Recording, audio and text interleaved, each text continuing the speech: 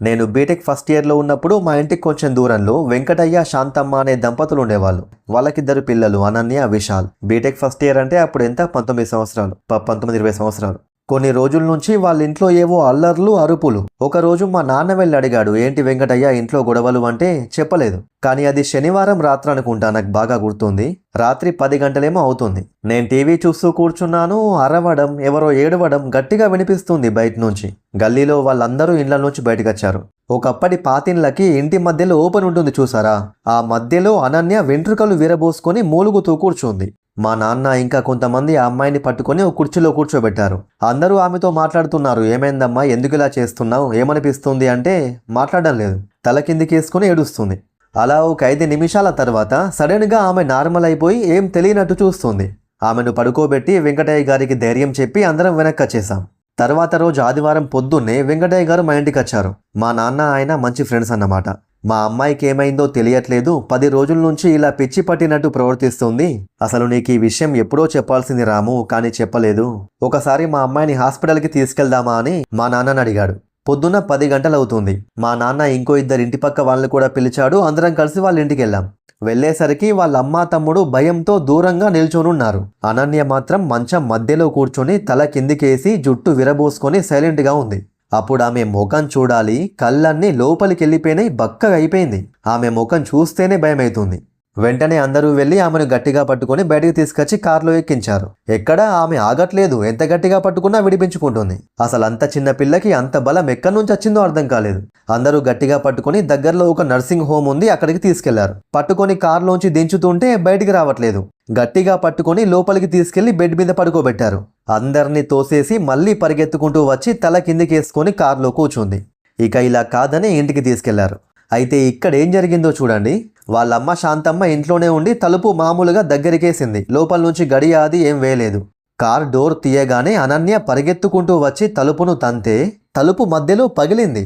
నిజంగా చుట్టూ ఉన్న జనాలందరూ షాక్తో నోళ్లు తెరబెట్టారు. ఆ చిన్న పిల్లకి ఇంత బలం ఏంటి అని. ఆ ఇంటి తలుపుకి ఆ పగులు ఈ రోజుకి అలాగే ఉంది.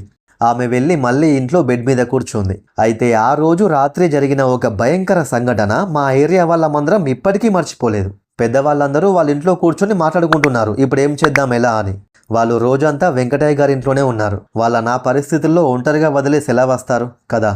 ఒకవైపు శాంతమ్మ, విశాల్ భయంతో ఏడుస్తున్నారు. ఇంకోవైపు వెంకటయ్య గారు కూతుర్ను అలా చూస్తూ తట్టుకోలేకపోతున్నారు.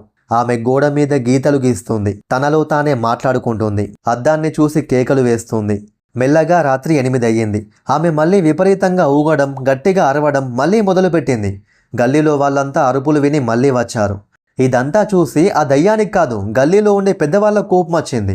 ఆ తర్వాత నేను వాళ్ళు చేసింది చూస్తే నాకు నవ్వాలో భయపడాలో అర్థం కాలేదు. ఊర్లో ఉన్న చాలా మంది ముసలి వాళ్ళు, పాతకాలపు మనుషులు, వాళ్ళు ఇలాంటివన్నీ చూసుంటారు. వాళ్ళు వెంటనే 2 పెద్ద తాళ్ళు తీసుకొచ్చారు. ఒక 6 వచ్చి దయ్యాన్ని గట్టిగా పట్టుకొని ఇంటి బయటికి లాక్కొచ్చారు. ఒక దూలానికి కట్టేశారు. దూలం అంటే ఒక పెద్ద చెక్క, బంగ్లాల్లో పిల్లరేలాగో పాత ఇళ్లలో దూలం అలాగా. దూలానికి కట్టేసి ఒక చిన్న కర్ర తీసుకొచ్చారు. అంటే కొట్లేదు, కొడితే తర్వాత అమ్మాయికి నొప్పి పెడుతుందని కాళ్ళు చేతుల మీద చిన్నగాల పైన అంటించారు. ఆమె అరుస్తుంది. అప్పుడు ఆమె లోపలున్న నిజమైన వ్యక్తి స్వరం బయటపడింది. ఆమె లోపలున్నది మహిళా ఆత్మ కాదు, ఒక మగవాడి ఆత్మ. ఆమె అంత భయంకరంగా ఎందుకు అరుస్తుంది, తనకంత బలం ఎలా వచ్చిందో అప్పుడు అందరికీ అర్థమైంది. అక్కడున్న ఒక పెద్దాయన వీరయ్య ఆ ఆత్మను అడుగుతున్నాడు, నువ్వెవరు, నీకేం కావాలి అని. ఫస్ట్ ఏమీ మాట్లాడలేదు. కొద్దిసేపటికి, నాకు ఈ ఇల్లు కావాలి, ఈ ఇల్లు నాది, నేను ఈ ఇంట్లో వాళ్ళందరినీ చంపేస్తా, అందరి రక్తం తాగుతా, వీళ్ళని నేను ఈ ఇంట్లో ఉండనివ్వను అని చెప్తున్నాడు. వీళ్ళేమో ఈమె లోపల నుంచి వెళ్ళిపో అని కొడుతున్నారు. ఆత్మ కొద్దిసేపు అరిచి అప్పటికైతే వెళ్ళిపోయాడు. టైం రాత్రి 12 అయ్యింది. అనన్యని తీసుకెళ్లి ఇంట్లో పడుకోబెట్టారు. పెద్దాయన చెప్పాడు, అతని ఆత్మ మళ్ళీ వస్తుంది, మనం ఇలాగే వదిలేస్తే వాడు కుటుంబంలో ఎవరిని బతకనివ్వడు. ఇప్పటికి వెళ్ళి పడుకోండి, ఏం చేయాలో రేపు ఆలోచిద్దాం. మా నాన్న ఫ్రెండ్స్ మాట్లాడుకుంటున్నారు, మన ఊరి చివర ఉన్న గుడిలో ఒక స్వామీజీ ఉంటారు, ఆయన అయితేనే పరిష్కారం చెప్పగలరు అని. ఒక 5-6 పెద్దవాళ్ళు ఆ రాత్రి వాళ్ళ ఇంట్లోనే పడుకున్నారు. నేను మాత్రం మా ఇంట్లోనే పడుకున్నాను. కానీ నాకు అసలు నిద్రే పట్టలేదు. రాత్రి 2 గంటలకు మళ్ళీ ఆ ఇంట్లో నుంచి శబ్దం రావడం వినిపించినట్టయింది. కానీ అది నిజమా, నా భ్రమ అర్థం కాలేదు. మైండ్ పాడైపోయింది. అయితే వాళ్ళ ఇంటి పక్కనే నా ఫ్రెండ్ వాళ్ళ ఇల్లు ఉంటుంది, తన బెడ్రూమ్ వైపు. రాత్రి 3 గంటలకు వాడు వాష్రూమ్ కని లేచి చూస్తే ఆ అమ్మాయి తన రూమ్లో అటు ఇటు నడుస్తుందంట. కిటికీలోంచి కనిపిస్తుంది. ఆ టైంలో ఎట్టకేలకు చాలా కష్టంగా తెల్లవారింది. 6 గంటలకు ఇంటికొచ్చి మా నాన్న స్నానం చేశాడు. ఆ అమ్మాయికి ఎలా ఉంది నాన్న అంటే, స్వామీజీ దగ్గరికి తీసుకెళ్ళాలి, నువ్వు కూడా వస్తావా అని అడిగాడు. అమ్మాయి ఇప్పుడు నార్మల్గానే ఉంది. అయితే మా ఇంటికి కొంచెం దూరంలో 3 మూలల కూడలు ఉంటుంది. అక్కడెప్పుడు నిమ్మకాయలు, కోడిగుడ్లు పడేయడం ఏదోటి కనిపిస్తూ ఉంటుంది మాకు. కానీ ఏమైనా ఉంటే కొంచెం చూసుకుంటూ పక్క నుంచి వస్తాం మేము. స్వామీజీ దగ్గరికి తీసుకెళ్లిన తర్వాత ఆయన కళ్ళు మూసుకొని చెప్పారు, అనన్య 3 వారాల క్రితం రాత్రి 9ంటికి ఇంటికి తిరిగొస్తుండగా కూడలి మీద నుంచి ఒక తాయెత్తును తొక్కుకుంటూ వచ్చింది. వెంటనే ఆ ఆత్మ ఆమెను అంటుకుంది. నాన్న అనన్యని అడిగాడు, అమ్మ అలాంటివేమైనా తొక్కావా అని. ఏమో బాబాయ్, నాకంత గుర్తులేదు, ఆ రోజు నా ఫ్రెండ్ బర్త్డే పార్టీకి వెళ్ళొస్తున్నామని చెప్పింది. వెంటనే స్వామి మమ్మల్ని దూరం జరగమని అనన్యను ఒక్కదాన్నే ముందు కూర్చోబెట్టుకొని మంత్రాలు చదువుతున్నాడు. అప్పుడే అతని ఆత్మ వచ్చి అనన్య లోపల ప్రవేశించింది. నువ్వెవరు, ఎక్కడి నుంచి వచ్చావని ఏమడిగినా సమాధానం చెప్పట్లేదు. నేను ఈ కుటుంబం మొత్తాన్ని చంపేదాకా ఈమె లోపల నుండి వెళ్ళను అంటున్నాడు. స్వామీజీ కుంకుమ విభూది ఇచ్చి 3 రోజుల తర్వాత మళ్ళీ రమ్మని చెప్పాడు.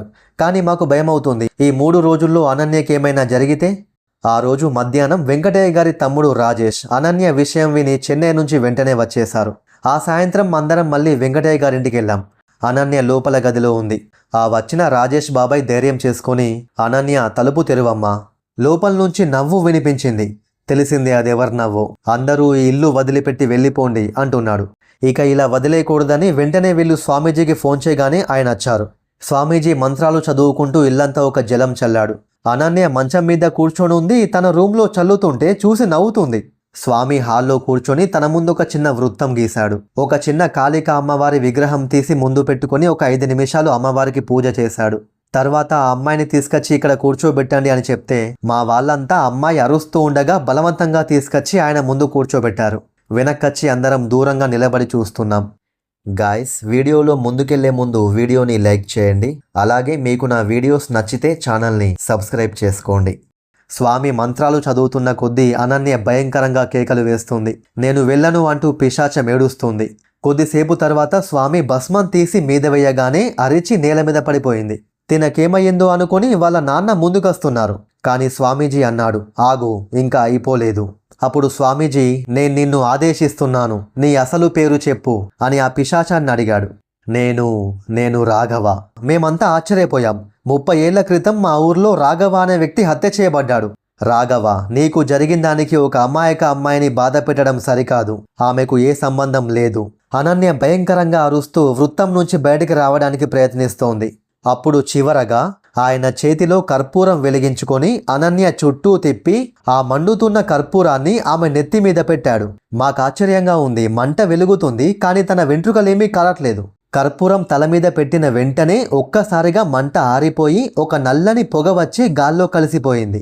తర్వాత ఆమె మెల్లగా నేల మీద పడుకొని పోయింది. స్పృహ లేదు. అందరూ వెళ్ళి అనన్యను ఎత్తుకొని మంచం మీద పడుకోబెట్టారు. స్వామీజీ ఆమె నుదుటన భస్మం రాశారు. ఆమె ఇప్పుడు సురక్షితంగా ఉంది. కానీ ఆమె శరీరం చాలా బలహీనంగా ఉంది. బాగా విశ్రాంతి కావాలి. స్వామీజీ, మీకెలా కృతజ్ఞతలు చెప్పాలో తెలియడం లేదు. వెంకటయ్య గారు ఏడ్చేశారు. ఒకరోజు తర్వాత అనన్య పూర్తిగా స్పృహలోకి వచ్చింది. ఆమె బలహీనంగా ఉన్న మానసికంగా బాగానే ఉంది. అందరూ సాధారణంగా తనతో మాట్లాడారు. తనకేం చెప్పలేదు. మళ్ళీ ఇవన్నీ తెలిస్తే తను భయపడుతుందని. ఏం లేదమ్మా, నీకు ఆరోగ్యం బాలేదు, కళ్ళు తిరిగి పడిపోయావంతే అని చెప్పారు. ఇక నిజం ఎన్నాళ్ళని తెలియకుండా ఉంటుంది. ఇంటి పక్క వాళ్ళు లేక తన ఫ్రెండ్సో ఎవరు చెప్పారు, కానీ తనకి విషయం తెలిసింది. ఒకరోజు సాయంత్రం అనన్య మా ఇంటికొచ్చి సిగ్గుపడుతూ మాట్లాడుతుంది. క్షమించండి బాబాయ్, నేను మిమ్మల్ని భయపెట్టాను అని నవ్వుతూ అంది. అనన్య, అది నువ్వు కాదు, నువ్వే తప్పు చేయలేదు. సంతోషం, నువ్విప్పుడు బాగున్నావు. కానీ నాకు భయంగా ఉందన్నయ్య, ఇంకెప్పుడైనా ఇలా జరిగితే అని భయపడుతుంది. నేను ఆమెతో చెప్పాను, జరగదు, స్వామీజీ అన్ని చూసుకున్నారు, నువ్విప్పుడు క్షేమంగా ఉన్నావు. తర్వాత స్వామీజీకి తెలిసింది ఆ తాయెత్తిని ఒక తాంత్రికుడు చేశాడు. తనను చంపిన రాజకీయ నాయకుల మీద రాఘవ పగ తీర్చుకోబోతుంటే వాళ్ళొక తాంత్రికుడిని కలిశారు. ఆ తాంత్రికుడు వాళ్ళకి సహాయం చేశాడు. రాఘవ ఆత్మను ఒక తాయెత్తిలో బంధించాడు. దాన్ని తీసుకొచ్చి 3 కూడళ్ల మీద పడేసిపోయారు. రోజులు గడిచాయి. అనన్య మెల్లగా తిరిగి సాధారణ జీవితానికి వచ్చింది. ఆమె ముందు కంటే మరింత జాగ్రత్తగా, మరింత ఆధ్యాత్మికంగా మారింది. హనుమాన్ చాలీసా రోజూ చదువుతుంది. ఆలయానికి క్రమం తప్పకుండా వెళ్తుంది. అప్పటి నుంచి మేము కూడా మరింత జాగ్రత్తగా ఉంటున్నాం. స్వామీజీ వాళ్ళింటికి మా ఇంటికి అప్పుడప్పుడు వచ్చి అనన్య బాగోగుల గురించి అడుగుతారు. ఆయన ఏరియా వాళ్ళందరికీ కూడా ఒక సందేశం ఇచ్చారు. ఈ లోకంలో మనం మాత్రమే లేము.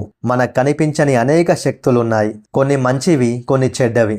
మనం మంచి ఆలోచనలు, మంచి కర్మలు చేస్తే మంచి శక్తులు మనల్ని కాపాడతాయి. చెడు ఆలోచనలు, చెడు కర్మలు చేస్తే చెడు శక్తులు మనల్ని ఆకర్షిస్తాయి. కాబట్టి ఎప్పుడూ మంచి మార్గంలో నడవండి. నిత్యం ప్రార్థన చేయండి. సురక్షితంగా ఉంటారు. స్వామీజీ మాటలు మా హృదయాల్లో నిలిచిపోయాయి. ఇప్పుడు ఆ ఇంట్లో అంతా సాధారణంగా ఉంది, కానీ ఆ జ్ఞాపకాలు మాత్రం ఎప్పటికీ ఉంటాయి. దయ్యాలు నిజంగా ఉన్నాయా? నేనిప్పుడు నమ్ముతాను. కానీ వాటికంటే శక్తివంతమైనది ఒకటి ఉంది: ప్రార్థన, నమ్మకం, మంచితనం. గాయ్స్, ఇది ఇవాల్టి వీడియో మీకు నచ్చితే ఒక లైక్ చేయండి. అలాగే మీ అభిప్రాయాన్ని చెప్పండి. అయితే దీనికంటే ముందు ఒక గ్రామంలోని గుడిలో దేవత విగ్రహాన్ని పగలగొట్టి కాలిగజ్జలు దొంగిలించారు. ఆ రోజు నుంచి దేవత ఊర్లో తిరుగుతుంది అనే ఒక రియల్ వీడియో చేశాను. ఇప్పుడు స్క్రీన్ మీద వచ్చింది కదా, అదే ఆ వీడియో. మీకు వీలైతే ఒకసారి ఓపెన్ చేసి చూడండి. నా వీడియోస్ మీకు నచ్చితే ఇవాళే మన ఛానల్ని సబ్స్క్రైబ్ చేసుకోవాలని కోరుకుంటున్నాను. Thank you for watching. జై హింద్.